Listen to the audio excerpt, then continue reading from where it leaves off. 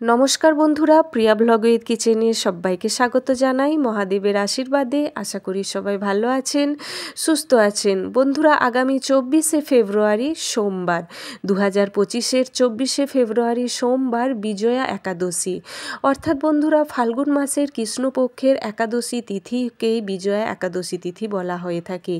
এই একাদশী তিথি স্বয়ং পালন করেছিলেন শ্রীরাম। এই একাদশী তিথি যারা পালন করে থাকেন তাদের কেউ তাকে কোনো কাজে আটকাতে পারে না। তাদের বন্ধুরা সমস্ত কাজে জয়লাভ করে থাকেন। এই একাদশী তিথিতে আপনারা কি কি কাজ করবেন, কি কি কাজগুলো ভুলেও করবেন না, কোন কাজটি করলে মা লক্ষ্মীর কৃপায় আপনাদের সংসারে অর্থের জোয়ার আসবে, কোন কাজ করলে আপনাদের জীবনে কখনো অর্থকষ্ট হবে না, এই একাদশী তিথি বা ব্রত বা উপবাস পালন করলে আপনাদের সংসারে নেমে আসবে অর্থের জোয়ার। তো বন্ধুরা, আসুন ভিডিওটি শেষ পর্যন্ত দেখুন। আশা করছি ভিডিওটি আপনাদের অনেক উপকারে আসবে। ভিডিও ভালো লেগে থাকলে ভিডিওর শেষে অবশ্যই একটি লাইক করতে ভুলবেন না। আর জয় শ্রী লক্ষ্মীনারায়ণ নমো নমো বা নমো নারায়ণা বা ওম নমো ভগবতে বাসুদেবায় নমো এই নামগুলো লিখতে ভুলবেন না। আমি আপনাদের এই ভিডিওর মাধ্যমে কিন্তু 3টি মন্ত্র জানিয়ে দিলাম। যে কোনো একটি মন্ত্র এই দিন সারা দিন জপ করতে পারেন। প্রথমে জানুন একাদশী তিথি কখন পড়েছে, পারণ কখন, তার সাথে জানাবো একাদশী তিথির শুভ মুহূর্ত কখন, অমৃতকাল কখন, অভিজিৎ মুহূর্ত কখন, সব কিছুই আপনাদের এই আজকের ভিডিওটিতে। আর একাদশী তিথিতে কোন বিশেষ কাজ করলে স্বয়ং শ্রী হরি বিষ্ণু প্রসন্ন হবেন। বন্ধুরা, একাদশী তিথি অর্থাৎ 24শে ফেব্রুয়ারি সোমবার একাদশী এই ব্রত উপবাস পালিত হবে। কিন্তু একাদশী তিথি পড়ে যাচ্ছে 23শে ফেব্রুয়ারি রবিবার দুপুর 1:56 থেকে, শেষ হচ্ছে 24শে ফেব্রুয়ারি সোমবার দুপুর 1:46 পর্যন্ত। শাস্ত্রমতে যেহেতু উদয় তিথিকে বেশি প্রাধান্য দেওয়া হয়, সেই কারণে এই বিজয়া একাদশীর ব্রত উপবাস তিথি পুজো সমস্ত কিছু পালিত হবে এই 24শে ফেব্রুয়ারি সোমবার। এই দিন সব ভোর উঠে স্নান করে আপনাদের অবশ্যই পুজো অর্চনা করতে হয়, স্বচ্ছ বস্ত্র পরিধান করতে হয়। যদি হলুদ রঙের বস্ত্র পরতে পারেন তো খুবই ভালো। যদি বন্ধুরা হলুদ বা সাদা রঙের বস্ত্র পরলে স্বয়ং শ্রীহরি বিষ্ণু খুব প্রসন্ন থাকেন। এই দিন বিজয়া একাদশী তিথিতে ভোর উঠে স্নান করে বস্ত্র পরে নিয়ে ঠাকুর ঘরে গিয়ে একটি চৌকি পেতে নিতে হয়। তাতে কোনো সাদা আসন বা হলুদ রঙের আসন পেতে শ্রীহরি বিষ্ণুর মূর্তি পেতে নিন। যদি মা লক্ষ্মী নারায়ণের একসাথে মূর্তি থাকে লক্ষ্মীনারায়ণ, তাহলে তো খুবই ভালো। সেই মূর্তি আপনারা দিয়ে পুজো করুন, হলুদ মালা অর্পণ করুন, তার সাথে সাথে মিষ্টি মিষ্টান্ন ফল ইত্যাদি, তার সাথে তুলসী পাতা, এটা তো সকলেই জানেন, দিতে ভুলবেন না। এই দিন বিষ্ণু সহস্র পাঠ করতে হয়। এই দিন হরে কৃষ্ণ হরে রাম মহামন্ত্রটির জপ করতে হয়। এই দিন বন্ধুরা, এই দিন আপনাদের অবশ্যই ঘিয়ের প্রদীপ নারায়ণের উদ্দেশ্যে জ্বালাতে হয়। ঘিয়ের প্রদীপের সাথে একটু কেশর দিতে ভুলবেন না। এর ফলে শ্রী হরি বিষ্ণু খুব প্রসন্ন থাকেন। ভগবান শ্রী হরি বিষ্ণু বা নারায়ণকে অবশ্যই একটি হলুদ রঙের বস্ত্র দিন। যদি বাড়িতে লাড্ডু গোপাল থেকে থাকে, অবশ্যই লাড্ডু গোপালকে এই দিন পঞ্চামৃত দিয়ে অভিষেক করুন। কেননা এখন চলছে মহাকুম্ভ স্নানের মহাপুণ্য লাভ। এই তিথি শীঘ্রই শেষ হতে চলেছে, 26শে ফেব্রুয়ারি পর্যন্ত থাকবে এই মহাকুম্ভ স্নান। কাজেই এই একাদশীতে স্বয়ং শ্রী গোপালকে বা রাধাকৃষ্ণ থাকলে অবশ্যই পঞ্চামৃত দিয়ে অভিষেক করান। আর হলুদ রঙের বস্ত্র এই দিন ভগবানকেও অর্পণ করুন, নিজেরাও অর্পণ করুন। এই দিন হলুদ রঙের টিপ নিজেদের কপালে ওম নমো ভগবতে বাসুদেবায় নমো বলে একটা টিপ কপালে, একটা টিপ কণ্ঠে, একটা হলুদের টিপ নাভিতে লাগান। স্বয়ং শ্রী হরি বিষ্ণু দেবগুরু বৃহস্পতি স্ট্রং হবে, আপনাদের অর্থের জোয়ার আসবে, মা লক্ষ্মীর কৃপায় আপনাদের জীবন ধন্য হয়ে উঠবে।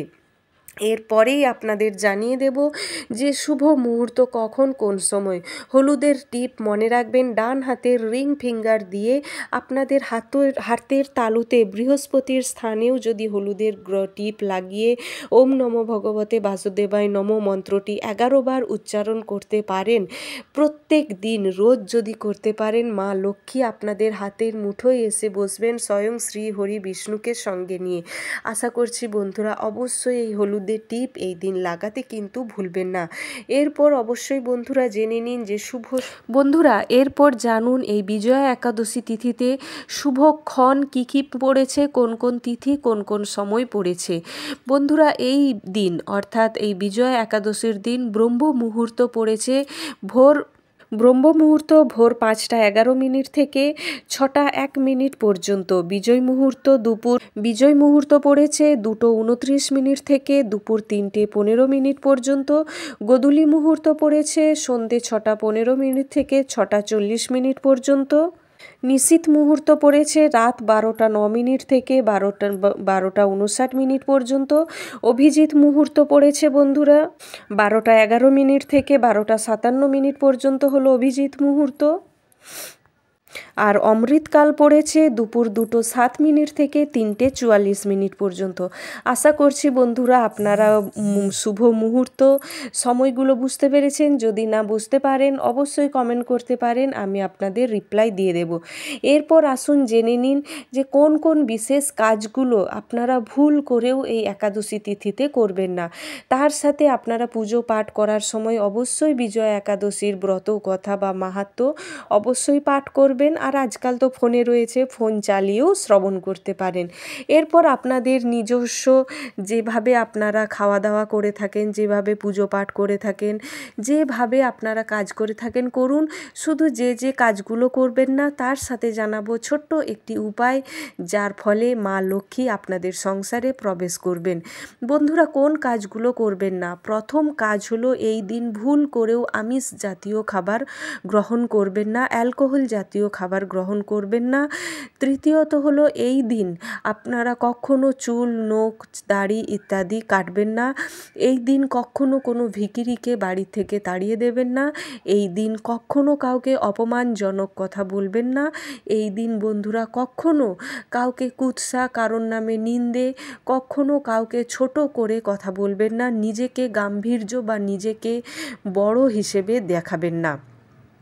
তো বন্ধুরা আপনারা অবশ্যই জানেন যে একাদশী ব্রত পালন করতে গেলে সারা দিন শ্রী হরি বিষ্ণুর নাম জপ করতে হয়, হরে কৃষ্ণ হরে রাম মহামন্ত্রের জপ করতে হয়, সারা দিন ঠাকুরের সেবায় নিজেকে নিয়োজিত করে রাখতে হয়। বলা হয়ে থাকে এই একাদশী তিথি যদি স্বামী স্ত্রী উভয়েই করতে পারেন, স্বয়ং কেউ আপনাদের কোনো গ্রহ আপনাদের ক্ষতি করতে পারবেন না। আপনাদের হাতের মুঠোয় থাকবেন সমস্ত গ্রহ আপনাদের কন্ট্রোলে। আপনাদের সব দিক থেকে যে সমস্ত বাধা, সব দিক থেকে সেই বাধা কাটিয়ে উঠতে পারবেন। বলা হয়ে থাকে বন্ধুরা এই দিন শ্রী হরি বিষ্ণু স্বয়ং শ্রী মা লক্ষ্মীকে নিয়ে সকলের গৃহে প্রবেশ করেন। যে যেমনভাবে তাদের আয়োজন করে বাড়িতে আমন্ত্রণ জানাবেন তার গৃহে তারা অবশ্যই যান। এরপর বলি ছোট্ট একটি কাজ যেটি আপনারা করবেন, যার ফলে মা লক্ষ্মী আপনাদের সামনে অবশ্যই আসবেন। কোন সেই কাজ? এই দিন সন্ধেবেলায়, যেটা আপনাদের গোধূলি মুহূর্ত যেটা বললাম 6টা 15 থেকে 6টা 40 এই সময় আপনারা যদি আপনাদের বাড়ির তুলসী মন্দির বা তুলসী মঞ্চের কাছে একটি ঘিয়ের মাটির প্রদীপ, তার সাথে কিছুটা কেশর দিয়ে প্রদীপ জ্বালাতে পারেন। আর অবশ্যই ধূপ দ্বীপ ধুনো ইত্যাদি দেবেন। সেই প্রদীপ জ্বালিয়ে হরে কৃষ্ণ হরে রাম করতে পারেন আর স্বয়ং শ্রী হরি বিষ্ণুর নাম করতে পারেন। তা যদি নাও করতে পারেন, ওম নমো ভগবতে বাসুদেবায় নমো এই মন্ত্রটা 11 বার বলে তুলসী দেবীকে প্রদক্ষিণ করুন। করে দেখুন বন্ধুরা, মা লক্ষ্মী এত প্রচুর পরিমাণে প্রসন্ন হবেন যে আপনারা কল্পনাও করতে পারবেন না কিভাবে মা লক্ষ্মীর কৃপায় আপনাদের সংসার ফুলে ফেঁপে পরিপূর্ণ হয়ে উঠছে। অবশ্যই করুন বন্ধুরা। দেশি ঘি যেন হয়, তার সাথে একটু কেশর মিশিয়ে দেবেন।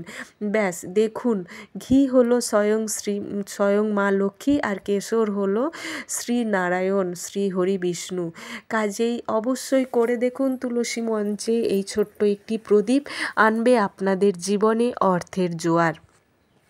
এছাড়াও বন্ধুরা, আপনারা যখন পুজো করবেন, কোনো মন্ত্র পাঠ করুন বা নাই করুন, নমো নারায়ণা অবশ্যই বলুন।